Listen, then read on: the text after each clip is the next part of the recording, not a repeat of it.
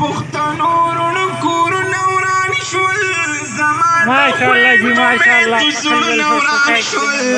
هر چیرې باندې دردونه وینم زما د رونو هر مکان ډوب دی نن په وطن کې سیلابونه وینم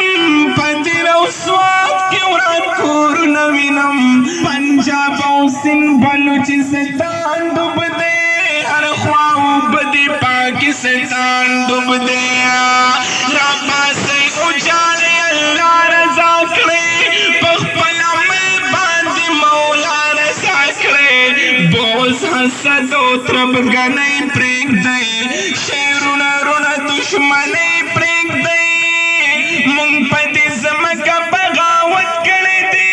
مونږ انکار له شریعت کړی دی